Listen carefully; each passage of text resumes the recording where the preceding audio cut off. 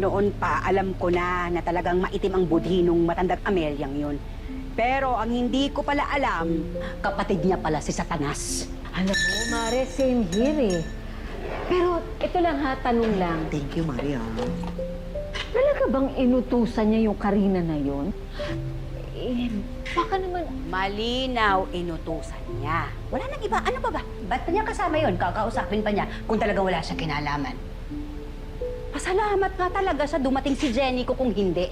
Baka hinimatay siya sa talak ko. Hoy, Maria. Dahan-dahan ka dyan, ha?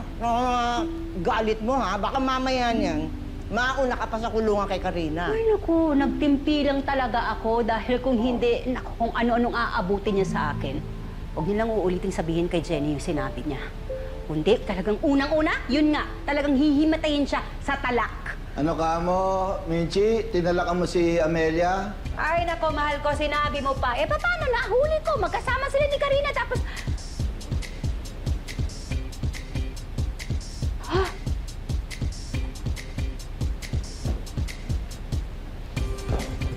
Eh? Huh? Eh? Eh? Mahal! Nakakarinig ka na! Oh! Nakakarinig ka na! Ay! Mahina, pero malinaw. Honestly, I hope you're wrong. Kasi kung si Miss Amelia talaga yung mastermind sa nangyari sa family, I would lose all my respect for her. Grabe, ang evil nun.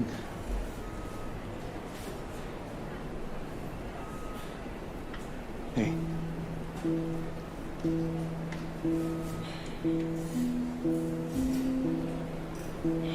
Sabi ni Ma'am Amelia, meron daw hindi sinasabi sa akin si nanay tungkol sa pagkatao. What does she mean by that? Sabi niya, kung minsan daw ba, natanong ko sa sarili ko kung bakit hindi ko kamukha si Papsi. Sabi naman ni nanay na huwag akong makinig, na ginugulo niya lang yung isip ko. Yeah. Baka it's a diversionary tactic from Miss Amelia. Kumbaga, iniiba niya yung focus mo sa ibang bagay para hindi dun sa akala mong ginawa niya. Maybe she's making a new issue.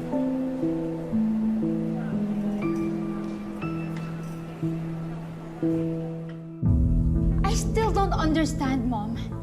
Bakit mo inayaang gawin ni Lola yun? She insisted. Gusto niya tayong protektahan. Lalo ka na. She's old. Hindi niya na kailangan problemahin yung mga problemang ginawa mo. I tried to talk her out of it.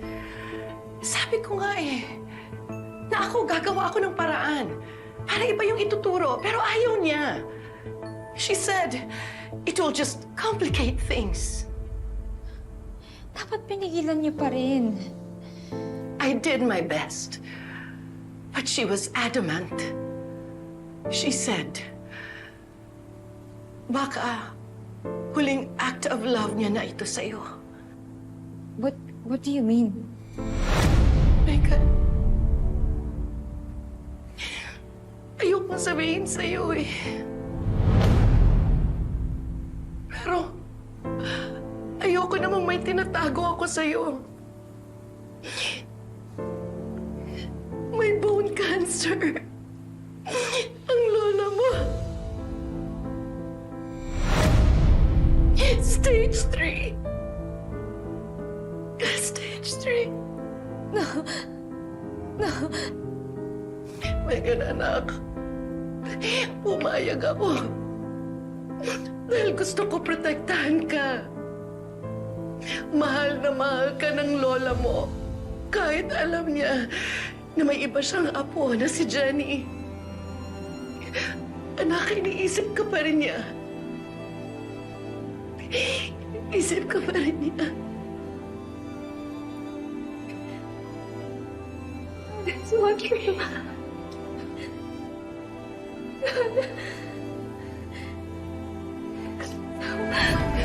Megan! Megan! Sir Perry, naririnig niyo ba ako? Opo, Dok. Opo. Narinig ko kayo. Lahat ng sinabi ninyo, pati yung Ingles, naiintindihan ko. Narinig ko lahat yun. Honestly, Terry, I wasn't expecting this. Akala ko, aabutin pa ng another week bago mo marigay ng hearing mo. The cochlear implant is responding well. Mas mabilis kaysa sa inaasahan. Normally, gradual ang adjustment. But sa case ni Perry, nag-a-adapt agad yung auditory pathway. Parang eager bumalik sa trabaho yung tenga eh. Totoo po, Dok. Workaholic po kasi ako, kaya pati yung tenga ko gusto na rin makarinig. Hindi pa perfect ha, but this early improvement is very encouraging. Sige, maiwan ko muna kayo ha. Thank you, Doc! Thank you, Doc! Thank you, Doc! Ang ingay nyo! Natutuwa lang kami. Narinig ko na kayo. Narinig mo na kami. Teka, si Jenny ba nakabalik na sa Yumi House? Ay naku, huwag mo intindihin si Jenny. Kasama niya si Nate. Bumaba lang. Bumili ng milk tea para magpalamig lang ng ulo. Narinig mo? Jenny!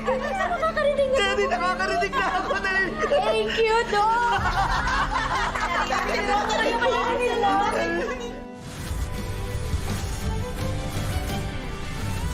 Nag-aalala ako kay Ma'am Amelia. Did her cancer progress? No, but I'm afraid it will kung talagang hindi siya magpapakimotherapy. Parang ayaw na niyang labanan yung sakit niya. Ay, sinabuhay ko.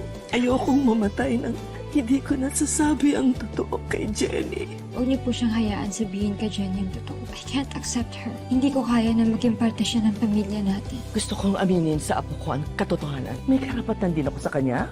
Nung hindi tinanggap ni Dio yung batang nasa sinapupunan ko nun, para niyo na rin tinalikuran yung karapatan niyo sa anak ko. Popsi, ginagamit niyo pa yung voice app? Ano to, Popsi? Kung pagbabasehan ko po yung sinabi ni Ma'am Amelia, yung nakalagay dito, isa lang po ibig sabihin nun.